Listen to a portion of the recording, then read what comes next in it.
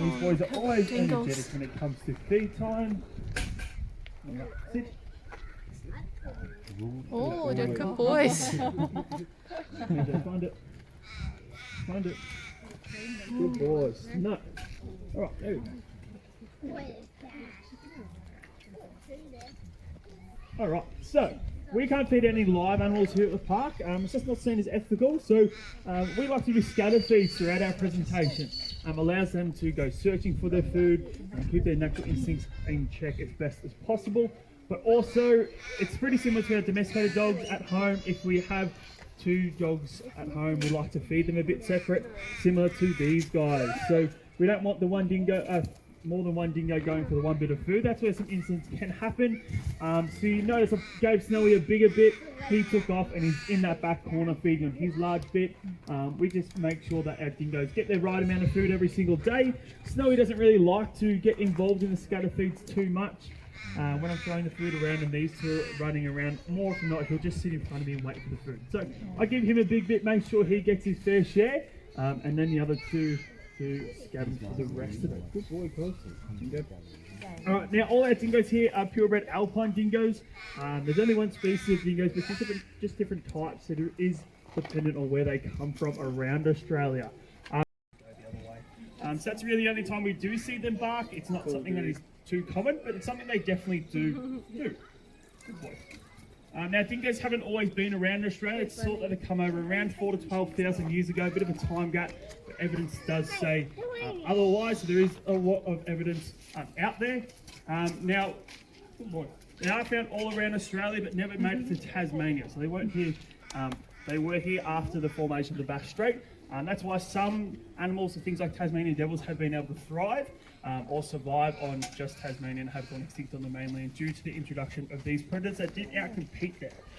But they were brought over from Asia on some Asian seafarer boats, and they were actually considered to be a pest species. So obviously these guys do eat meat, they eat livestock, so pigs, sheep, cattle, those sorts of things, and others, and large landowners didn't really take a liking to dingoes. There was a bounty put on them back in the day, where if you were to bring in a dingo dead or alive, there would be a monetary reward. Luckily, that doesn't exist anymore, and they are protected in a lot of different states around Australia, and they now are considered to be a native animal. It is proven that they do a lot of good for the ecosystem rather than bad. So as I was saying, they hunt on things like rabbits. Rabbits are obviously an introduced pest species, and reducing the numbers of rabbits in an ecosystem has proven to reduce the numbers of feral cats and foxes too. Again, two introduced pest species that do cause a lot of harm in our ecosystems.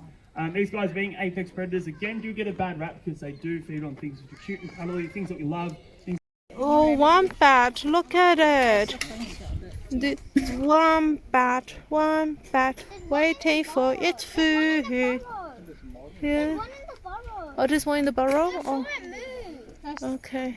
它不是猪，但是它是猪。There's one in the burrow. Look, it's moving. It's moving. Oh. That's the baby, right? I mean, that's the baby, right? To soak up that heat. Now, generally, that darker coloration is actually going to absorb a lot more heat than a lighter colour. Vegetation, grass, things like that. But again, getting away from predators, being a terrestrial turtle, they're not very fast. Fox turtle. Grandpa has a pet as well. There's another tricky thing for the little fox turtle. So what do you?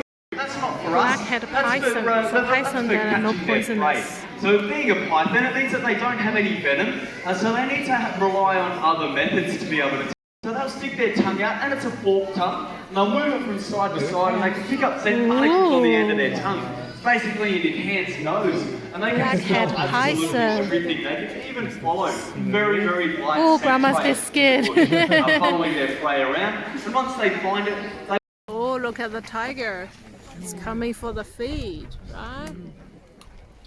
It's looking around. Oh, it's coming towards us. Oh, tiger. Oh. It's a roar!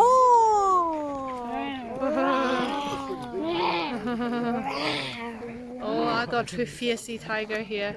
Oh, I found its food.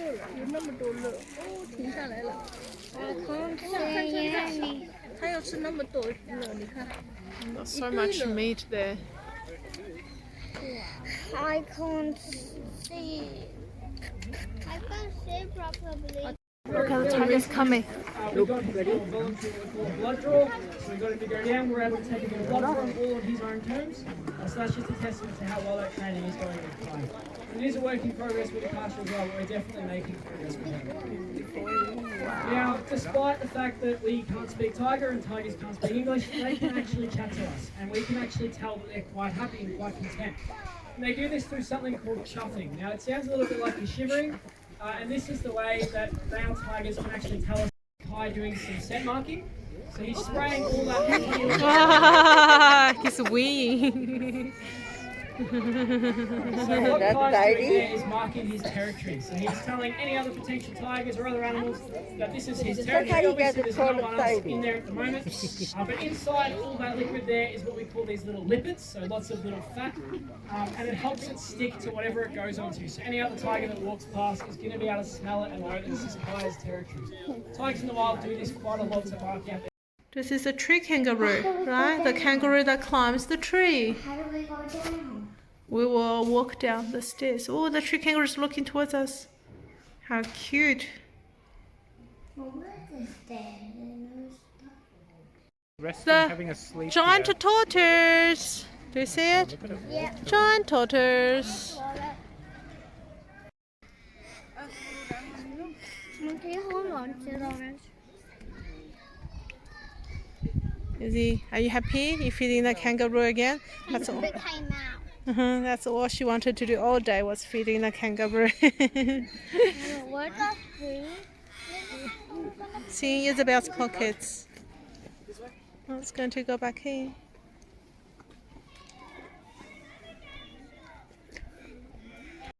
Here you go. Oh, Zoe's good, doing good feeding. I want to feed her. Yeah, you go feed. Look at the emails. Oh, how big are they? They eat grass, Isabel. They eat grass. They all eat their own grass. They don't eat yogurt. Mommy, where are we feeding them? They will eat their own food. Isabel, don't put your hand in front of them. Thank you. Carrot, give it to those kangaroos. Carrot, yeah, Zoe. Give it to those kangaroos. There you go. Everyone's feeding.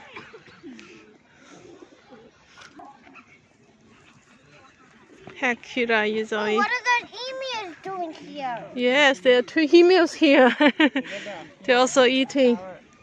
You give that kangaroo. He wants a carrot. This one. He has no. Easy, look at me. Very nice. I got a good picture. Give it to your kangaroo friend. I think it's too big. Oh, look, Zoe fed the carrot. Oh, Zoe, look at Mama. Zoe, look at me. Zoe, look at me. You're nice. Very nice, very cute. Mommy, You get it. You get it. okay, there's saliva on That's it. okay. Don't worry. You can wash hands after this. You go feed it. Show the picture. You go feed it. You give to this one. Oh, this one's scratching its bum behind you. This is scratching its bum behind you. They feed the emus. The emus might want to. There you go. Everyone's feeding. So he's really good with animals.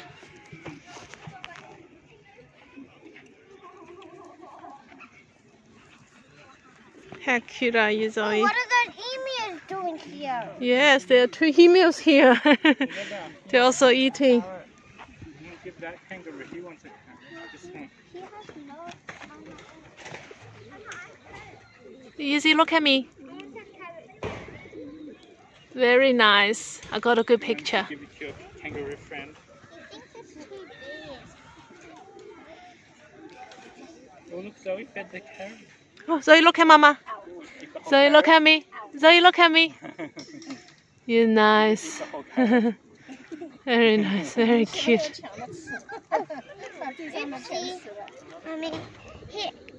You get it. You get it. Okay, there's saliva on That's it. okay. Don't worry. You can wash hands after this. You go feed it. You go feed it. You give to this one. Oh, this was scratching its bum behind you. This is scratching its bum behind you. Now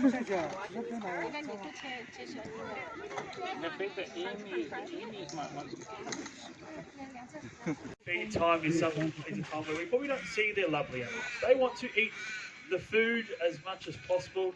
We like to do feed our devils in a range of different ways. We do tongue feeds, scatter feeds. I've got a bit of protein that I've chained up for him today, so a bit of a cool presentation, and I can talk about that throughout the press. But during tongue feeds, we see, especially Nev, he likes to jump a lot and really, really wants to. So I'm going to jump in here, get him working with this, then I'm going to chain out, then I'm just going to take a step back and I'll just talk for the press. So there you go, he likes to jump a little bit. Good boy.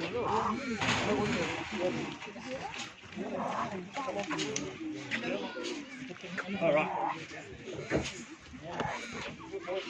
Good boy. There we go. He knows what to do. He's good at this. There we go. Now, by simply chaining that up, great exercise for Nick. He works out after a while that he probably can't take it away and will just sit here. He's a very confident devil, so he likes being in eyes of other people. But our devils, all they want to do is take something large like this into their dens and they'll feed on it overnight. So just by chaining up, it allows us to exercise him a little bit because he wants to go the other way. So that does allow us to, obviously exercise our devils quite well. It also simulates how devils feed. So devils are scavengers by nature, so they're not built to catch their prey. If you see them running around, they have a certain gait which is seen in a lot of scavengers around the world, where their front legs are longer than their back. So things like hyenas are very, very similar. They also like the branches thing.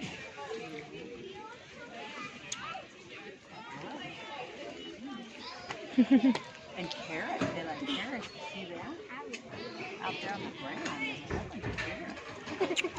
ground. Yeah, they're eating carrots. Carrot. What is that carrot?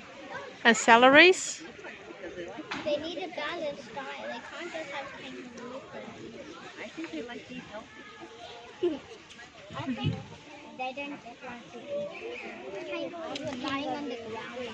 I think they just like. Got a koala baby climbing on the other koala. They climbed all these branches together. How cute.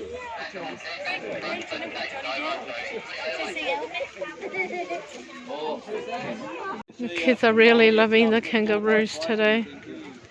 That's all they wanted. Oh, the kangaroos very much love the branch.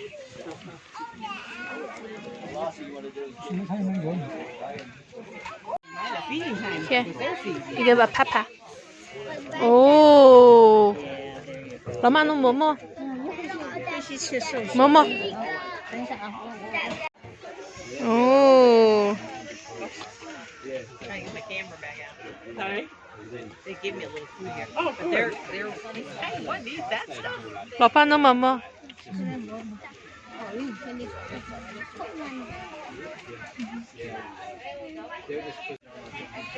Grandpa also pet a kangaroo. Yeah.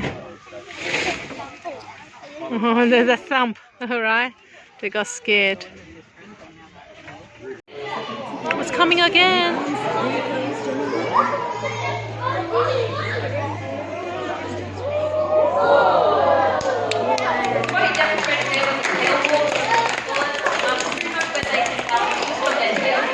Giant powerhouse, really boost that 5 meters body back. Now we really wanted to pretty much bring 4 meters out and just leave this nice and quick. You'll see his tail pretty much pretty much launch his 5 meters of body, almost hitting that back wall behind me in under a second if you really, really wanted to.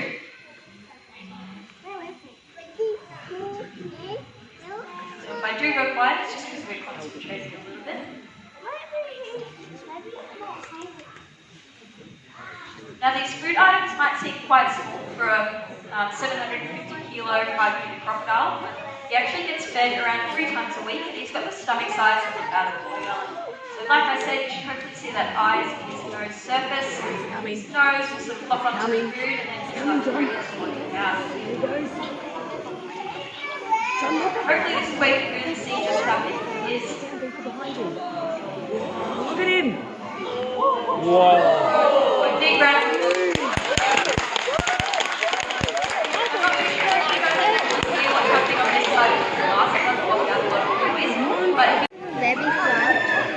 Now, like I said, they've got the stomach size of about a watermelon, so you really just need a whole lot of food to keep going. Just why it's having these food items today. Oh, it's coming again.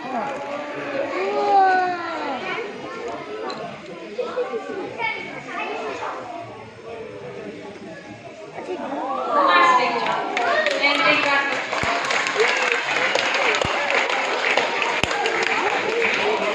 Alright, and keep that round of applause going with my squad. There we go, big round of applause for Ryan. Very, very quickly, normally a little bit more calculated than that. Do another one. We'll just turn him over this way before I land. Now you should hopefully see just how 5 meters he is. long All I'm doing crocodile. is foot tapping. You can hear my voice a little bit, but it comes straight on over to me. Now for the next speed, we'll hopefully get him out from land. We'll do some nice big water jumps for you all. You can just see just how big 5 meters of rock actually is. Come on, Crunch. See his nose. Now, like I was saying earlier, he is wild caught. So Crunch is actually deemed a problem crocodile up north. Now, there's not really there's no such thing as problem crocodile. He was just doing exactly what he was designed to do.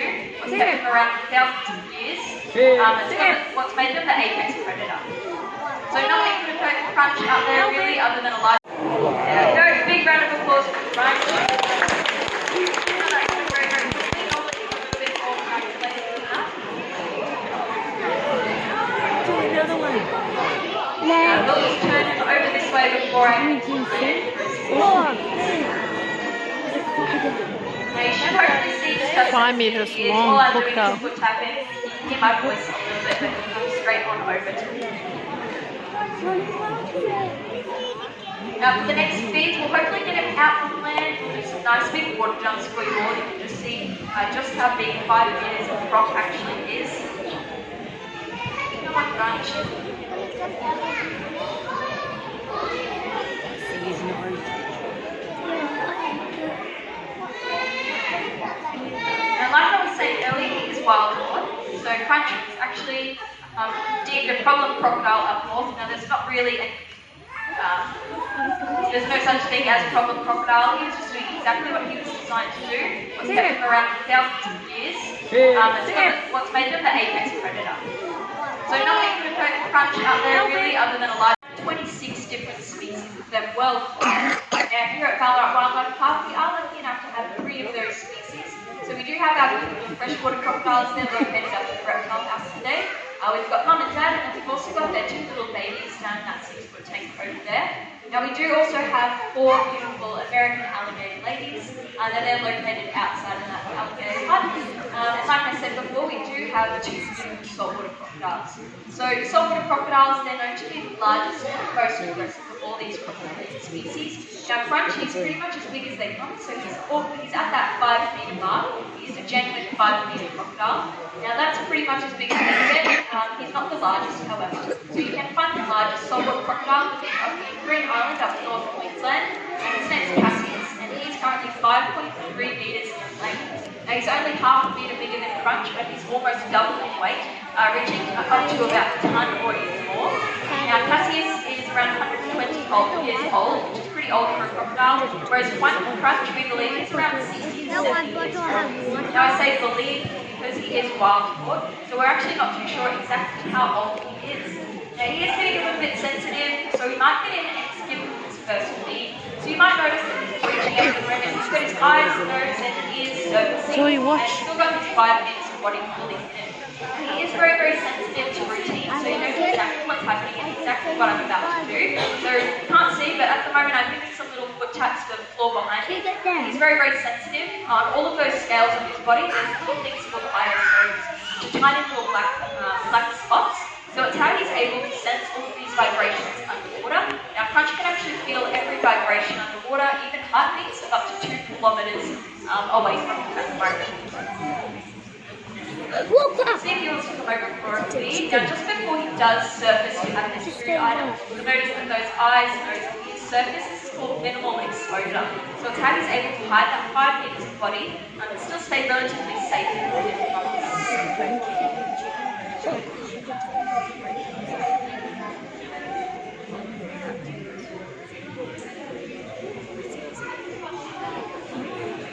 Sometimes takes a little bit of time to come up with this first food item.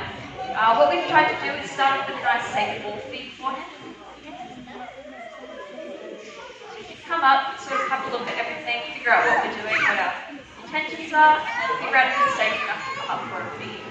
Look at Izzy. Izzy's feeding. Look at me, Izzy. Turn around. That's beautiful.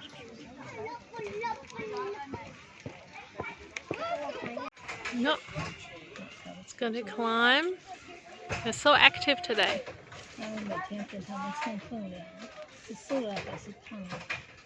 They've done their house checkup, right?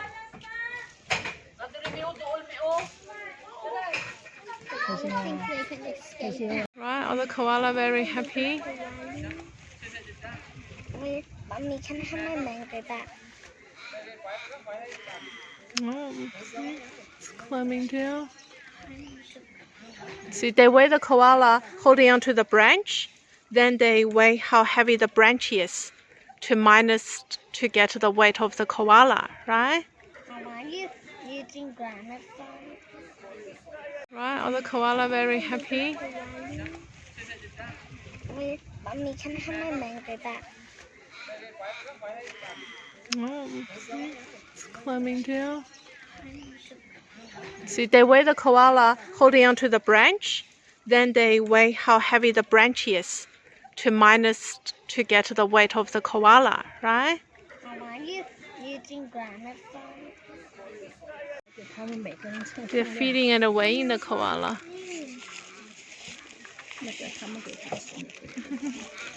How cute. No wonder they are so active. They're feeding and weighing the koala.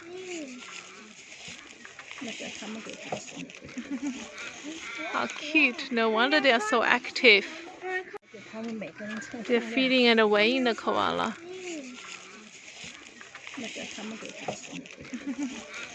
How cute. No wonder they are so active. Oh, yes, he's feeding here. This one must be hungry. Don't come into here. Oh, he can smell the food. Yeah. Beautiful petting. Zoe, look at mommy. Just turn your face at me.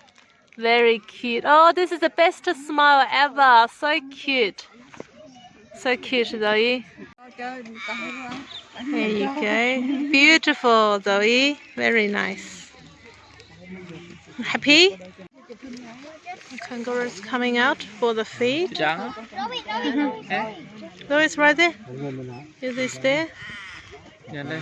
Good job. Good feeding. The kangaroo's coming out for the feed. Zoe's right there. Is this there? Good job. Good feeding. The kangaroo's coming out for the feed. Zoe's right there. Is this there? Good job.